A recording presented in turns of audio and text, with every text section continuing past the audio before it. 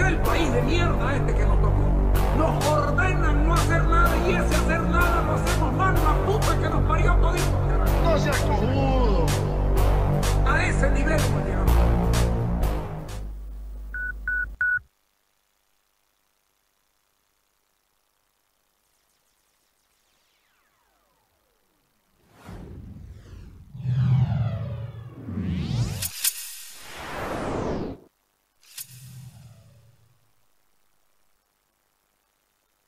Buenas noches, martes 6 de septiembre del año 2022. Les pido 20 segundos, vamos a conversar con don José Orlando Peralta. La voy a dejar picando la pregunta.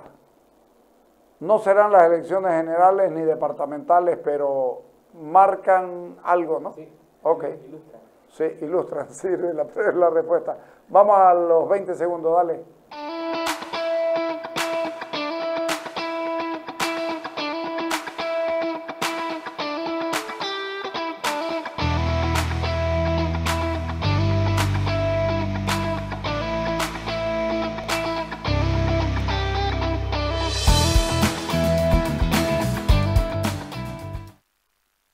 Don José Orlando.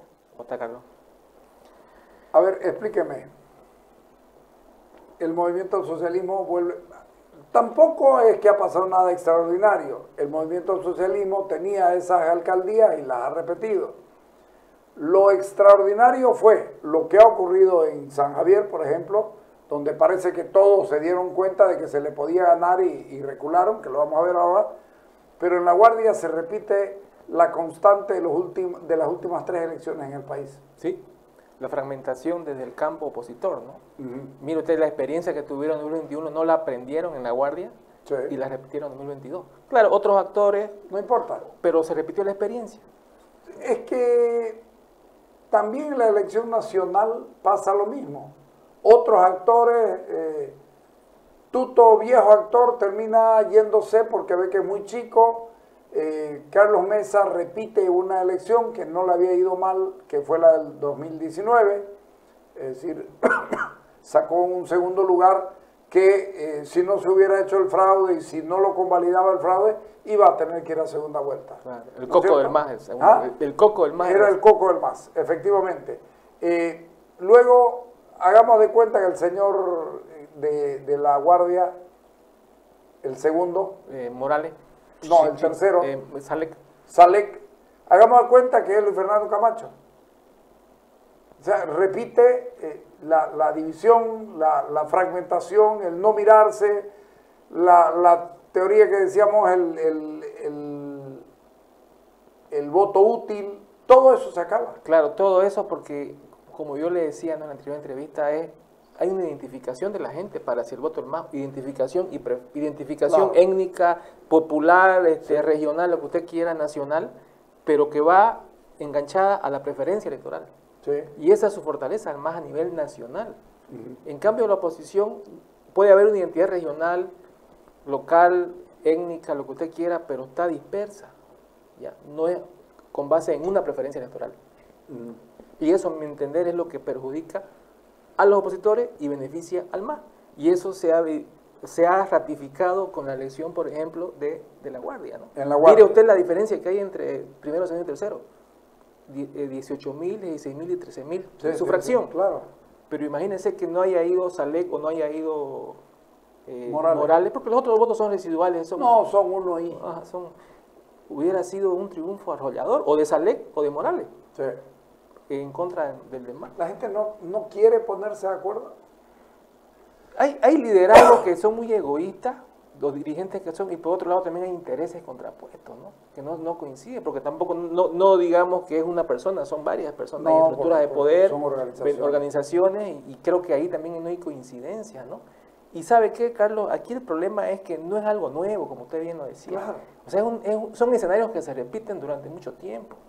Son patrones de conducta que parecen eternos, digamos, ¿no? Que no aprenden, que no dicen, Sí. bueno, despojémonos, dejemos de lado ciertos hábitos, dejemos de lado ciertos intereses y veamos, ¿no? Cómo podemos generar una alternativa real. Con un candidato, obviamente, que sea idóneo, ideal, pero que de cierta forma hay un equilibrio, ¿no? Porque yo siempre decía en las elecciones, lo que tienen que hacer es buscar al candidato que sea el voto útil. Es decir, me sirve para sacarlo, en 4 años arreglamos esto y después que se dividan y compitan entre ellos, pero por ahora hay que hacerlo de tal manera. Parece que en San Javier lo entendieron. Lo entendieron de alguna forma, sí, sí, parece sí. lo entendieron, fue una disputa. Y me pareció interesante lo que usted dice, por ahí ya le pelaron en el detalle a ver, hay dos. Creo que fueron 300 votos nomás diferencia, Sí, ¿no? sí, claro, ya le pelaron en el detalle, ¿no? En una cosa de nada, o por ahí hay 300 más del otro. ¿Ah?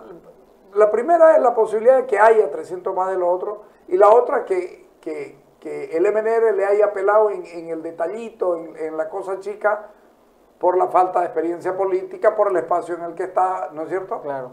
Puede ser eso, digamos, ¿no? Y también porque obviamente el MAS tiene recursos económicos, claro, el apoyo también, de la estructura sí. partidaria, Sí. pero no fue mucha la diferencia. O sea, ya es una señal de que es posible, digamos, construir una alternativa política. Pero ¿cuál es el detalle, Carlos? También no debemos pensar que todo va a parecer de milagro de un día a otro, por ejemplo, pensando en 2025. ¿Qué están haciendo en este momento quienes pretenden ser candidatos a la presidencia alternativos al MAS para 2025? Yo no sé quiénes pretenden. Siguen mirándose el ombligo. O no, y ni siquiera eso, ni siquiera mirándose, están en cuestiones nimias, digamos. Claro, porque si usted se fija, es muy difícil encontrar por lo menos 4 reuniones que hayan habido entre las brigadas, entre las bancadas de Comunidad Ciudadana y de Creemos en el Parlamento. No se reúnen a conversar, a ir con una sola, a coordinar, a ir con una sola estrategia. Entonces nos está mostrando que a este paso, hey, el movimiento del socialismo tiene el 60% de los municipios cruceños. Algunos son muy chicos, sí, pero rodea Santa Cruz, tiene La Guardia, tiene Guarne, no tiene Porongo ni... No tiene ni Porongo ni Cotoca. Ni Cotoca. Pero tiene... La Guardia es más grande que Cotoca. Y el de La Guardia, además allá, y el Torno. El Torno. El Torno es el municipio de mayor crecimiento en el país, si no me equivoco. Sí. Tiene como 40.000 habitantes más que La Guardia, ¿no? Y La Guardia antes era el gran municipio. Claro, era, digámoslo así, la resistencia, era hasta donde se llegaba, ¿no? Sí, sí. Y también está Guarnes, que Guarnes es fuerte. Ahora, yo digo, el boliviano tiene un problema que es grave de verdad. Cuando se trata de definir su futuro personal, define bien. Cuando se trata de buscar intermediarios, define mal. Se deja llevar por las pasiones. Me explico. San Ignacio de Velasco, dicen que la carta orgánica no era una buena carta orgánica. Deciden votar no. Lagunilla, le dicen, ¿querés ser municipio indígena? Y ellos, con un contundente, como el de Chile, un contundente triunfo, dicen, no, no queremos. ¿Por qué? Porque entienden cuál es el problema de Gutiérrez. ¿Usted sabe que Gutiérrez no es un pueblo indígena? Nunca fue una comunidad indígena. Gutiérrez se hizo en el 1840 por los viajeros que iban a la Argentina, que iban para esa parte buscando qué hacer. Y se establecieron ahí. Era una pascana. Una pascana, comenzó siendo una pascana y después se fueron quedando. E hicieron un pueblo en 1840. Puedo estar equivocado con 2 o 3 años de diferencia, pero no con el objetivo. Y entonces ellos sabían que ellos no eran indígenas y sabían que no querían convertirse en un municipio indígena como el que existe en Charagua y en Gutiérrez. Dice que los municipios de Charagua y Gutiérrez son terriblemente conflictuados y mal manejados. Entonces, el ciudadano que fue a votar dijo, no, esto me incumbe de manera definitiva. Y yo voto no. Cuando es por elegir un intermediario, porque finalmente el concejal, el alcalde, son intermediarios entre uno y el Estado, ¿no? Claro, son representantes políticos intermedios. Lógico. Entonces, ahí la gente vuelve a sus pasiones y a sus cosas, que este no lo quiero, que no me gusta, que este es pitita, que este es esto, que este es lo otro, que este es camachista, que el otro es... ¿ah? Y como en el masismo está comenzando a ocurrir esto, ya todos son traidores. Pero si usted se fija, usted mira, segmenta y va a encontrar que todos los que no son masistas consideran a su rival un traidor, por lo menos a nivel de base. El antimacista considera a su rival un traidor. O sea, su rival su rival es traidor para ellos. O sea, usted no se refiere al propio al masista, sino al rival. No, entre los opositores. El masista es malo, digamos, ya. ¿no? Pero los otros son traidores.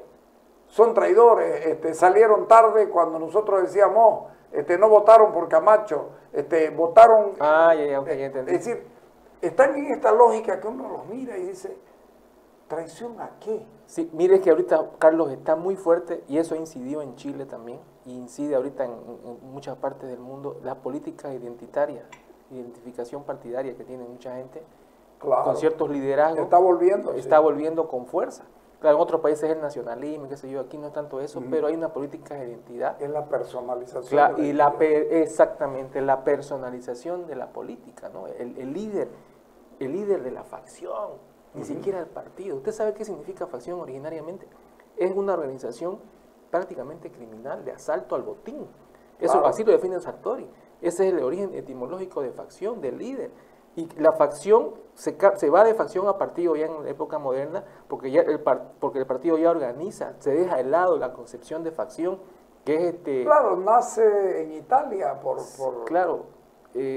por las mafias o por las en Europa, pero no me recuerdo en qué lugar específicamente. No tiene que ver con el fascismo. No tiene que ver con el fascismo, sino como una organización criminal de mente siniestra, esa es la palabra.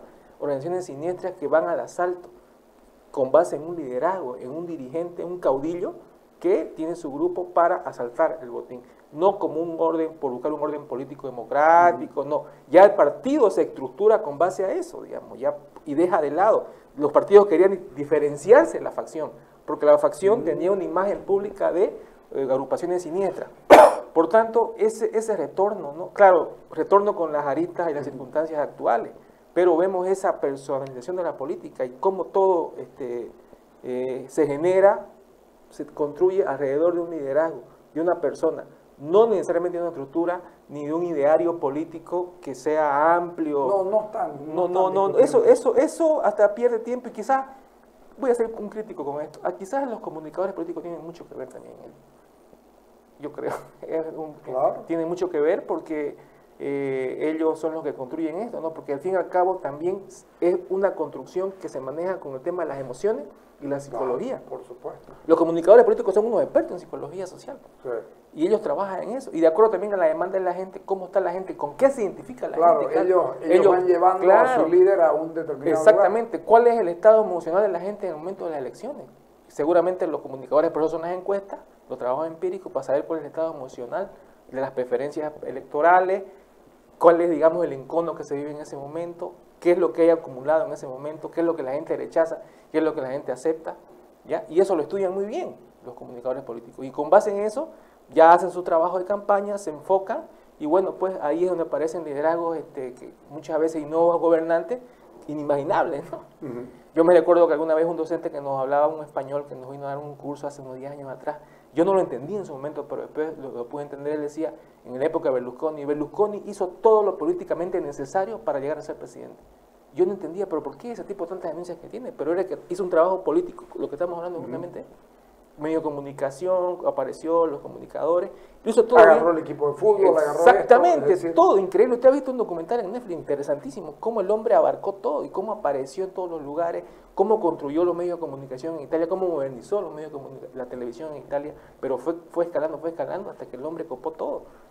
Por tanto, eso es muy importante reconocerlo, ¿no? Y bueno, nosotros no estamos exentos de eso en Bolivia, en Latinoamérica, de la capacidad de la comunicación política y de cómo se construye el liderazgo actualmente. Y justamente este es el efecto de lo que estamos viviendo ahora, ¿no? Pero yo decía, esto no irá a ser la elección nacional. Sí. Pero le muestra a uno que todavía, digamos, el centro derecha, sí es que existe todavía este asunto, porque ya hay otros que dicen que ya no hay que hablar ni de derecha ni de izquierda. Sí, pero ahorita, en algún lado tiene que poner uno. La literatura politológica dice de nuevas y viejas izquierdas y derechas. Claro, pero sí, por eso digo, hay que poner un punto de referencia. Siempre hay un Mire, centro. vamos a lo de Chile, que es una experiencia ahorita Ajá. fenomenal. Dicen los analistas políticos chilenos que he leído recientemente, en un principio era izquierda versus derecha, después se transformó en élite contra pueblo, en el tema del referéndum Claro. constitucional. O sea, el apruebo, el desapruebo, ¿no? Pero, a ver, Y son después apodos, nuevamente volvió izquierda-derecha. pero es que son apodos, élite y pueblo. Élite contra pueblo, claro. Claro, élite y pueblo son apodos que se han puesto antes. Es la élite de la Claro. derecha, ¿no? Es la izquierda, es el pueblo y no sé cuánto. Y Claro. después uno ve que... Son formas de sintetizar y de llegar mejor a la gente para poder entenderla, porque es bien complejo, ¿no? Pero hay que de alguna forma entenderlo. Y los comunicadores políticos, los periodistas, los analistas y los medios de comunicación tienen que de una forma transmitir eso y la gente tiene que de alguna forma entenderlo. Yo siempre digo, el Estado está en el medio. Y desde donde se lo gobierne, desde donde avance la gente a la toma del Estado para gobernar, hagamos de cuenta que los dos sectores con buenas intenciones, es el que determina el camino a seguir. Si venís de la izquierda vas a tener una mirada mucho más social, si venís de la derecha vas a ser más... Conservador o restaurador. Yo diría que hoy ya nadie es conservador. Hay, por supuesto, me hablaban ayer de un conservadurismo que todavía existe en algunos países. En Chile, me decía Loreto me decía La profesora de historia. Sí, la profesora, sí. Me decía, aquí hay todavía una derecha dura, una derecha mínima, pero hay. Hay una derecha moderna, una derecha con muchos atributos, pero esto no se definió entre izquierdas y derechas, sino en el texto. Sí. El texto tenía muchos errores y muchas cosas que eran inaceptables y que nadie iba a Hay que ver la génesis de ese texto, ¿no? Álvaro Marcelo García Linera, porque me lo dijo ella, sí, Álvaro estaba acá. O sea, Álvaro Marcelo García Linera es el padre de la derrota de los constituyentes, porque en otro lado no discuten por ejemplo, ser, ¿cómo se llama? ¿Lo plurinacional? Lo plurinacional no lo discuten, porque uno entiende que todos somos plurinacionales. Hay muchas culturas que son nacionalidades. Pero fíjese algo interesante en Chile que pasó, que probablemente acá no haya pasado, no sé cuándo irá a pasar, es el tema de la fuerza y fortaleza de la identidad nacional. Porque una de las razones que explican el voto del rechazo es justamente porque la gente empezó a darse cuenta o a reconocer los medios de comunicación, todos los discursos que se fueron dando, de que el Estado plurinacional chileno, de acuerdo a esta nueva constitución, podía afectar la identidad nacional chilena. Siendo que en todos los pueblos con mayorías relativas indígenas, en todos los pueblos de eso ganó el rechazo en Chile. ¿Por qué? Porque solo a nosotros los bolivianos nos manipularon con lo plurinacional. Lo otro uno lo tiene asumido. Tenemos de unos, tenemos de otros, es decir, somos... Pero claro, la diferencia entre nosotros los chilenos es que el concepto del mestizaje real, la identidad nacional chilena es fuerte. Es fuerte. Y por eso es que justamente esto, que en un principio era fuerte el tema de la nueva constitución, pero otro factor, Carlos, que explica es el tema también del espectáculo que dieron los constituyentes. O sea, no creamos que hubo una moderación o que fueron pacos. Porque tengo entendido que de los 150 constituyentes, 103 eran independientes, no eran de ningún partido político. ¿Ya? Los partidos políticos prácticamente eran iguales. Pero ¿qué pasaba? Estos 103 independientes tenían una tendencia progresista de izquierda. Sí. ¿Sabe qué? Y ese es el detalle, uno de los factores clave de explicación. Yo vengo más o menos prendido de esa tesis que dice la izquierda se está comenzando a equivocar mucho porque le da demasiada bola a las pequeñas minorías. ¿Ah? Las que hablan con los abortistas extremos, que son minorías, porque no quieren ni siquiera discutirlo el tema. Uno habla del aborto y dice, bueno, pero tendría que hay que analizar casos. No. La mujer es dueña de su cuerpo y puede hacer lo que le dé la gana. Es que no es así, estás en una sociedad que es así, y que hay peligros y... Sí, pero para eso tiene que asistir el Estado. Bueno, no querés que nadie se meta en tu vida, pero claro, si tenés que hacerte un aborto, te lo tiene que pagar el Estado. ¿Cómo es eso? Al final, ¿qué es lo que querés? Por ejemplo, a mí me da lo mismo si la gente se practica aborto o no. Soy lo más franco que hay. Si el Estado es capaz de poner algunas regulaciones que entiende que deben ser, está bien, pero ese es otro el cantar. Y como eso hay miles de casos que uno se va encontrando en el camino con posiciones de pequeñas minorías que fueron capturadas por estos que fueron a la constituyente chilena. Claro. Llegaron al punto, yo creí que era mentira hasta que escuché un discurso. No somos mujeres, somos seres menstruantes. No me jodas. Ahí ya no tenemos nada que discutir. Sí. Ya ahí no tenemos que discutir. Ya es una cuestión muy radical, claro, muy pero fuerte. son pequeñas minorías que parece que son muchos porque son muy bulliciosas, son muy gritonas las que fueron a bajarse los pantalones y a cagarse en la puerta de las iglesias, porque la iglesia, pero es que es literal. Claro. Eso ocurrió. Entonces cuando uno mira y esto algún día pretenden gobernarnos, ahí está el problema. O sea, la izquierda se equivoca llevando mucha de esa gente porque son buenos activistas, pero no hay duda que no son buenos proponentes de nada. Claro. A diferencia, digamos, haciendo una comparación entre lo que pasó en Chile hace 10 atrás y lo que pasó con nosotros hace 10 años atrás, creo yo que hay un factor clave que explica el rechazo a esta nueva constitución chilena es el tema de la cohesión nacional, de la identidad nacional fuerte que hay en Chile. Fuerte. Y acá en San Bolivia no es así. Por tanto, el tema plurinacional se logró imponer, ¿no? O sea, fue fuerte, fue aceptado. Bueno, acá se crearon 36 nacionalidades, no sé cuántas inventadas, allá eran 13, son 13 las que han creado, pero acá se logró y fracasó en Perú también. Fracasó en Perú también. También fracasó en Perú. Claro.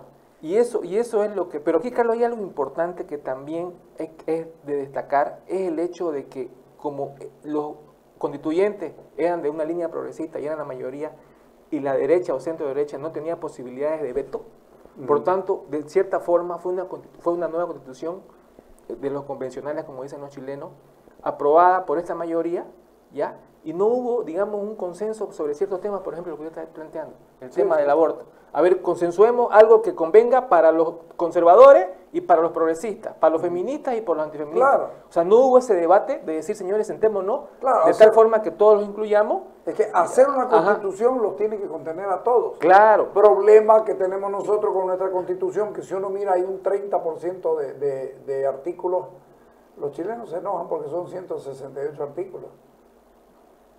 Y nosotros tenemos más, pero hay un cuarto de esos artículos que uno sabe que nunca se van a aplicar porque no tienen sentido. Pero si no se aplicó el de la referéndum. Claro. O sea, no, pero además se violaron otras cosas. Pero se violaron otras cosas. Hay otros que uno no lo va a discutir nunca. Pero por supuesto. Es una cuestión de legalismo que está ahí, pero no se cumple, ¿no? O sea, es una cuestión cultural. Yo creo que hay que revisar, y lo tengo visto con alguna gente, no sé si para plantearlo abiertamente o para revisarlo primero entre grupos de personas, la constitución política del Estado versus los resultados de la constitución política del Estado. Es un trabajando, sería eso, ¿no? O sea, ¿qué yo estoy trabajando sobre eso, es una locura de uno, ¿no? No, pero imagínense, o sea, ¿cuál es el efecto que ha habido hasta ahora? ¿Cómo ha configurado? Porque fíjese que una de las cosas importantes de la institucionalidad, en este caso la Constitución, un resultado, un desempeño eficiente, eficaz, es que cambia el comportamiento de la gente. Pero para bien, obviamente, no para mal, ¿no? Que el comportamiento de la gente sea diferente, de cierta forma. Que esta nueva norma haya cambiado en una década el comportamiento y la forma de ver las cosas, pero fíjese que tenemos una Constitución que es tremendamente garantista y no se garantizan los derechos de nadie. Una Constitución que habla del medio ambiente y nunca antes se había destruido tanto el medio ambiente. Desde los 4 millones de hectáreas que los europeos estuvieron muriéndose. Los europeos con 10.000 hectáreas quemándose en Portugal. Europa entera estaba desesperada por eso. Pero yo digo, desde eso hasta el río Pilcomayo. El río Pilcomayo se les ocurrió decir, pero asegurar de que no hacía ningún daño. Y cuando uno ve la caída del agua, de los lixiviados, eso y los, si se puede llamar lixiviados, de los diques de cola, y uno ve un color marrón claro, café con leche, terriblemente, y aparecieron a decir que no es tan así, que no es la así. Minería, claro, la minería. No, y el propio gobierno. Yo le sugería al ministro que los lleve a su hijo a bañarse ahí. Le voy a dar un dato que lo leí hoy día. El último informe, no sé si es el último, pero el informe de 2021 de Naciones Unidas sobre las materias primas en Latinoamérica. Bolivia es el número 1 en cuanto a la dependencia de materia prima, 94%. La depredación, el que le sigue es Perú, y después está Ecuador, o Ecuador y después Perú. Y qué casualidad, los tres han sido parte de este socialismo del siglo XXI. Según este informe, el país que ya desde el 60%, imagínense, el que ya del 60% depende de las materias primas, digamos, el 60% de su economía depende de las materias primas, ya se considera un país dependiente de esto fuerte. Todo Sudamérica está. Creo que Argentina es la que menos depende del 60%, Brasil está en el 65%, pero nosotros estamos en la punta, ¿ya? Por tanto, eso también, ¿cómo nos condiciona emocionalmente, ideológicamente y políticamente? La dependencia que tenemos a la materia prima en Bolivia. Y ahí llego, Carlos, volvamos al discurso político y al MAS, el predominio del MAS. Justamente desde el momento de la nueva Asamblea Constituyente, desde el momento de la nacionalización, todo eso ha configurado, y obviamente con la herencia política y ideológica del movimiento del MNR de los años 50, ¿no? Pero esa dependencia de la materia prima ya de los bolivianos, y que, hablando nuevamente del centro político, probablemente esta idea nacional popular de que Bolivia depende de las materias primas y que eso es lo que nos da riqueza y que es el derecho que ahora es nuestro derecho. Es nuestro derecho a acceder a esa, por ejemplo, la minería. Ahorita, por ejemplo, ¿qué pasa en Oruro? Están con una planta de refinamiento de zinc, si no me equivoco. Sí. No sé cuántos millones van a invertir. Y en Potosí, el tema del litio. O sea, ya del gas vamos a pasar a esa dependencia. Y claro, eso fortalece económicamente al Estado, pero también fortalece ideológicamente, digámoslo así, a ese centro político que es el que se basa como estratégicamente el MAS para al votante mediano decir, señores, nosotros apoyamos, porque hay encuestas que dicen que la gente apoya de que el Estado, obviamente hay minorías que no, digamos los liberales, qué sé yo, pero que el Estado sea el principal proveedor de bienes y servicios en el país. Estamos comenzando con un proceso de zinc y agua y algunos otros elementos para hacer baterías, para sacar electricidad, y no entra el litio. En los próximos 4 o 5 años, si Bolivia no hace algo por el litio de verdad, en vez de estar haciendo baterías con todos los componentes comprados en otro lado y armados ahí, seguramente el litio se va a quedar para que se entierre a la gente. O sea, Bolivia abusa de los recursos naturales y no los explota bien, ni siquiera eso. Entonces yo digo, debe ser necesario un estudio sobre los recursos, sobre la Constitución, y ver qué es lo que hemos adelantado, lo que hemos atrasado, porque no me venga a decir que hay mayor inclusión.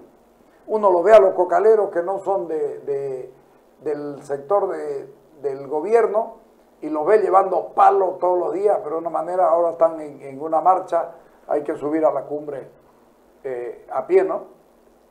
Están desde los Yungas, que es más o menos 800 metros de altura, y usted tiene que subir a la cumbre que está a 4.600.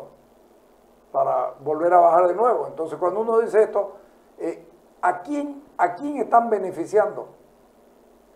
A los de antes con otros nombres.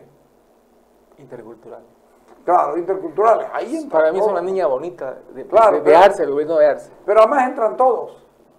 Entran todos. Los interculturales entran todos. No hay quien no entre. Es un término muy denotativo, digamos, ¿no? Es Claro, abarcador, es por abarcador. supuesto. Aquí lo estiran, es elástico. Sí, señor. Elástico políticamente, es Y estratégicamente. es como una plastilina porque es moldeable. Claro, por supuesto, ahí entran todos. Ha sido muy bien pensado ese término para poder incluir a todos diferentes sectores. Y ahorita son los que, mire usted, el señor Nina, el de la ABC, viene de los interculturales. Claro. El sí. Alanés de los ilegales es de los interculturales. Y acaban de cambiar a un director en algún lado y la declaración de Montaño en el ministerio creo que es Nina. Y Montaño dice, este sí que es bueno porque ha recorrido todos los caminos a pie. Claro, en marcha.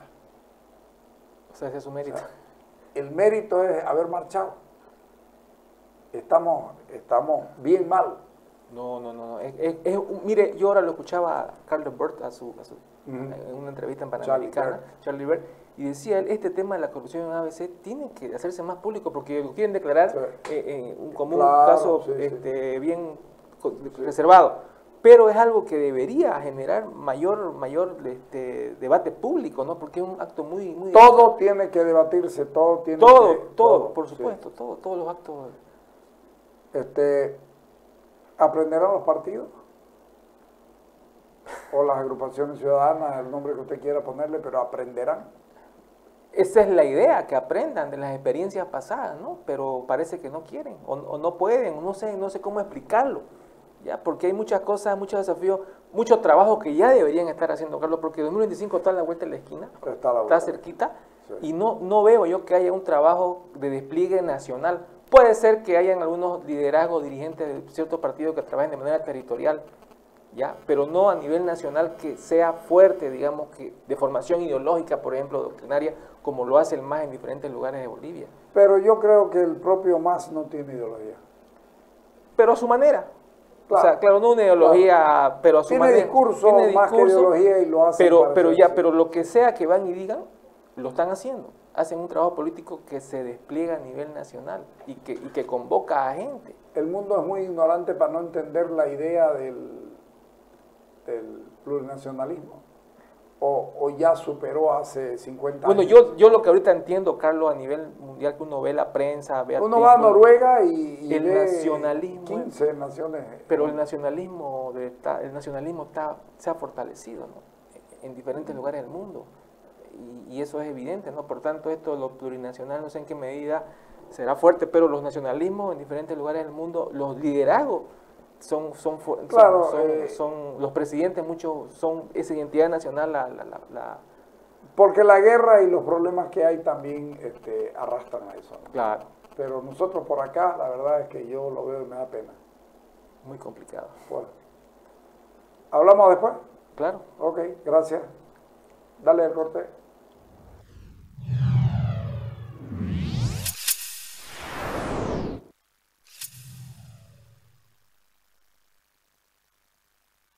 La Bay de Tank EV es una vagoneta 100% eléctrica, disponible para entrega inmediata, 505 kilómetros de autonomía por carga, tracción inteligente a las 4 ruedas, controles en el volante y una tablet rotatoria de 15.6 pulgadas en el tablero. Para brindarte mayor información, contactate a nuestra línea gratuita 817-05-305 o escribí al WhatsApp 690-12-228. Distribuye Crown.